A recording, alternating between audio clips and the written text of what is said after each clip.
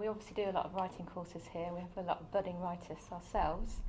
You spoke very politically about the roots of language and research. What advice would you give to our students who are currently doing writing courses, and how important research is? Any tips you can give them?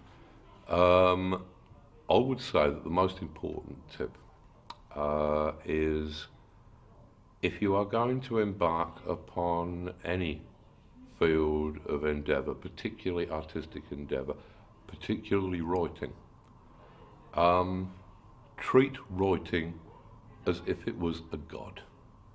Treat writing as if it was some immensely powerful deity that you had to appease, that you had to do your very best work for, that nothing other than your best would be good enough. Treat it like that. Treat it that seriously. This is not just a career. Yes, it doesn't hurt to be making money out of your writings or your endeavours.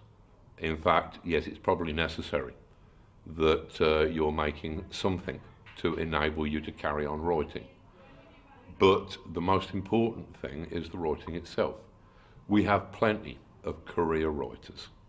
I remember when William Burroughs died, I remember J.G. Ballard saying, well, he is the last real writer, and he leaves us with only the career novelists, which I think is probably pretty true and quite a damning indictment. I'm not saying I've got anything against career novelists, people who are just doing it for the money.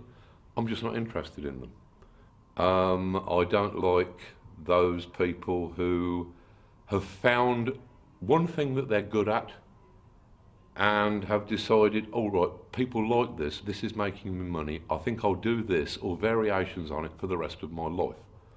There's an awful lot of writers who are like that. They've found their golden rut, and they will continue to till it from here to eternity.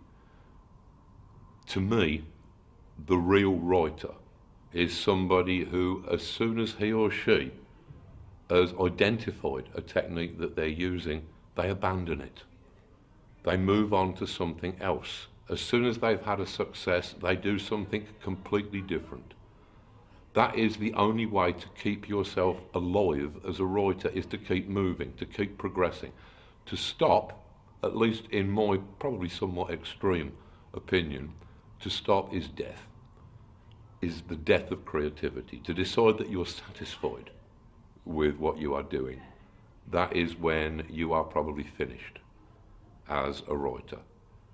To keep that hungry urge, to keep aware that there is untested territory ahead of you, that there are places that no writer has ever been before, and you might discover them, and then hope that you're a developed enough person to actually make use of those areas when you do.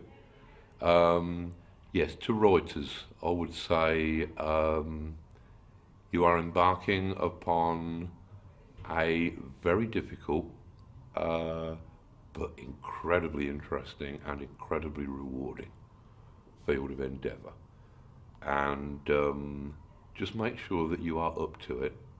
Remember that this tradition is glorious and noble.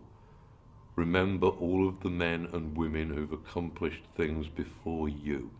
That is the company that you are hoping to keep. You are not hoping to be on the bestseller shelves next to E.R. James or J.K. Rowling necessarily. You'll probably never get there.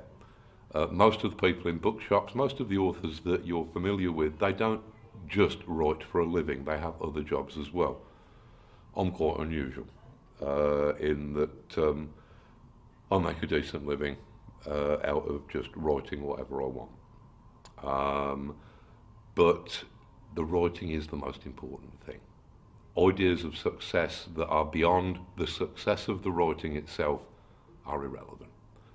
Spare yourself a lot of trouble and just focus upon the real heart of the matter.